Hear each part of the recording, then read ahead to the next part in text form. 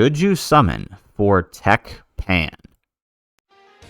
How's it, everybody? Celtic Link here, and it's that time again. We are answering the question, should you spend your hard-earned stones on the brand new Dokkan Festival TEQ Pan? In order to answer that question, we always need to do a few things in order to arrive at our conclusion. First off, we do want to take a look at the unit, the TEQ Pan, who is arriving in about 20 hours from me recording this video. It's currently 11:30 p.m.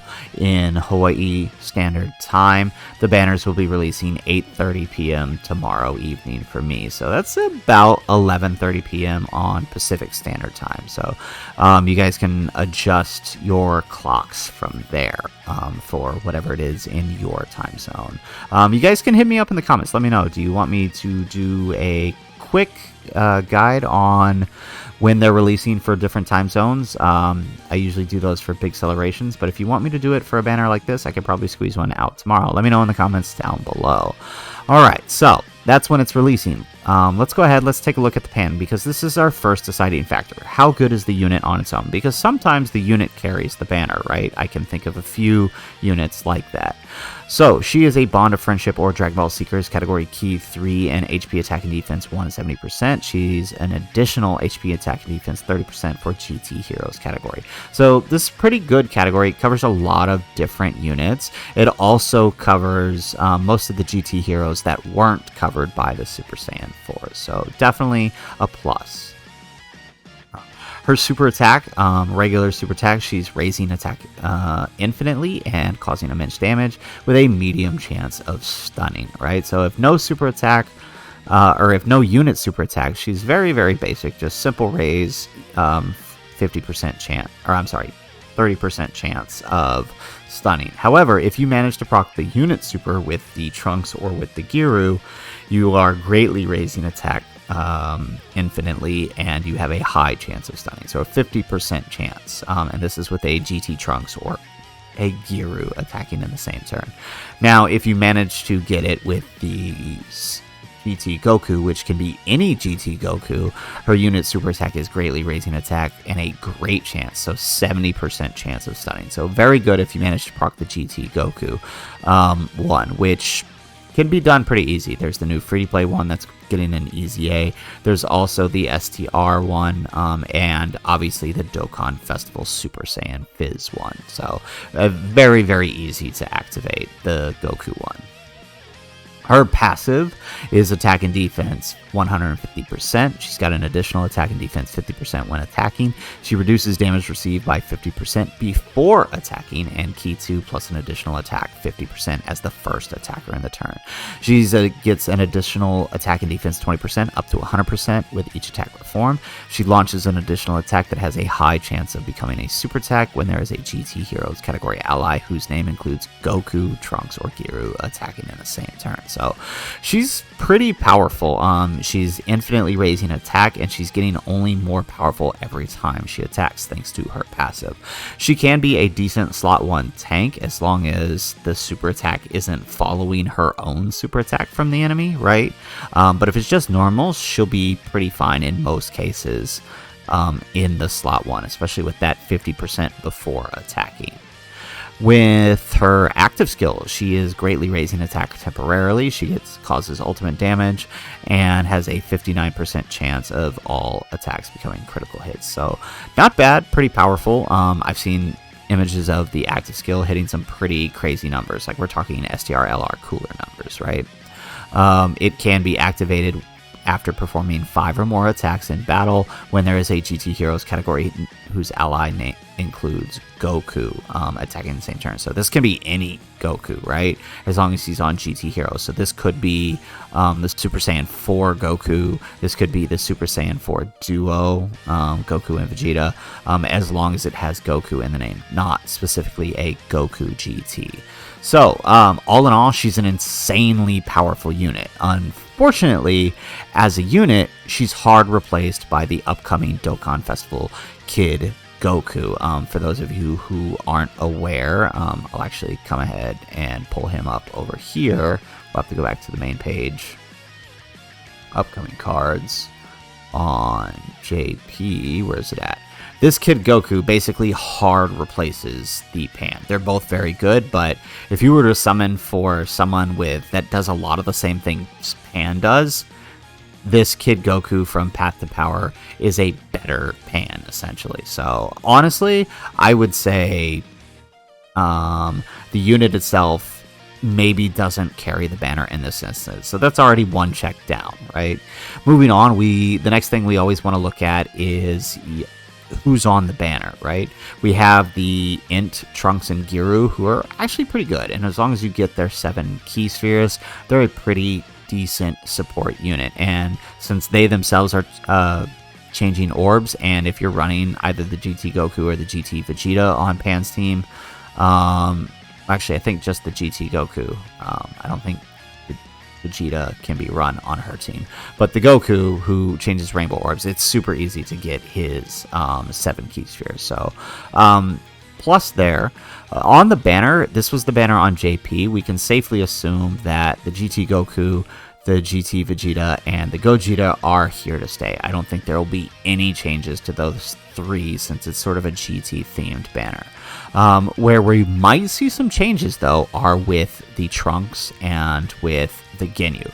Now, Ginyu has not returned yet to Global, and this was his debut return on JP.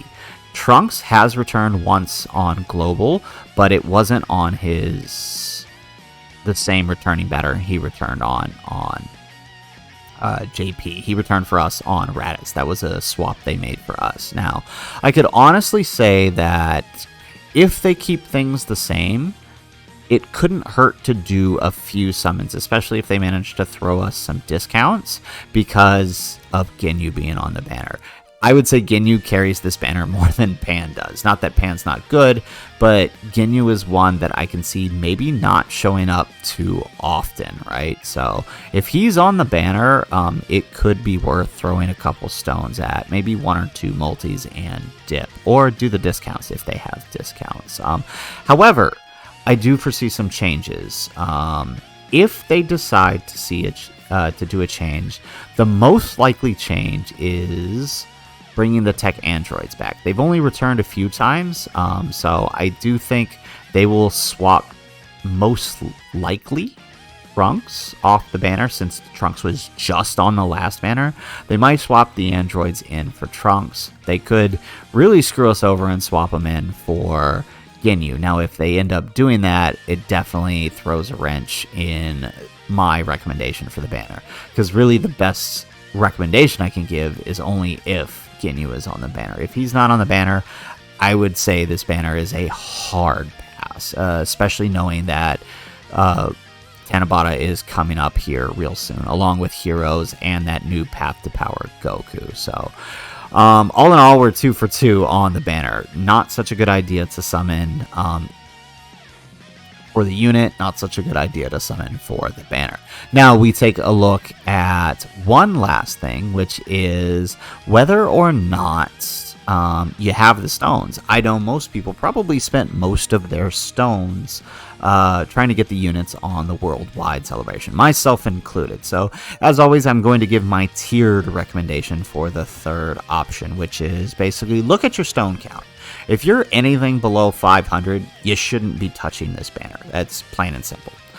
Simply because we've got Tanabata coming up. You want to pick up the Trunks and Vegeta. They're really good.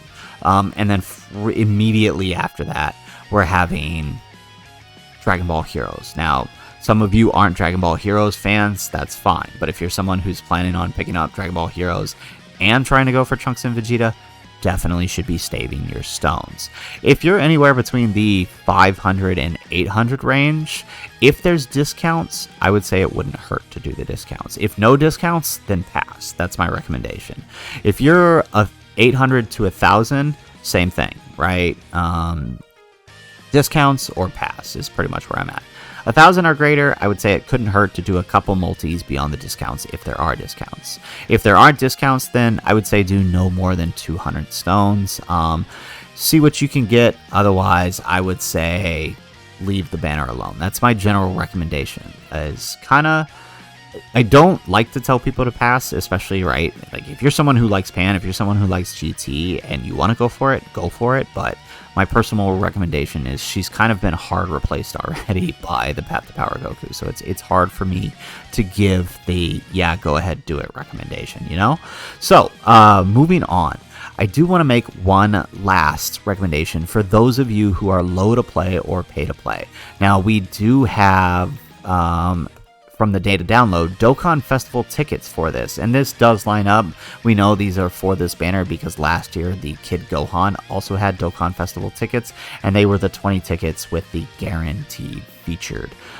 So definitely, if you're low to play, pay to play, pick up the tickets, and then I would say do those, and then maybe a couple multis, and then dip, right? Save your stones for greener pastures. We have a lot better things coming up.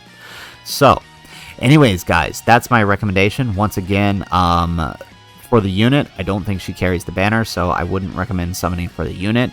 If Ginyu's not on the banner, I don't recommend summoning on the banner at all. And finally, for your stones, if you have anywhere below 500, don't summon, but anywhere between 600 and 1,000, maybe do the discounts if there are any, and pay to play, low to play, do your tickets, and then do a few multis. That's about all I can give for the recommendation. If you guys like my recommendation, if you agree with my recommendations, let me know. Make sure you hit that like button and subscribe to the channel if you haven't already. And in the comments, let me know, do you agree or disagree with my recommendation? Is my recommendation helpful?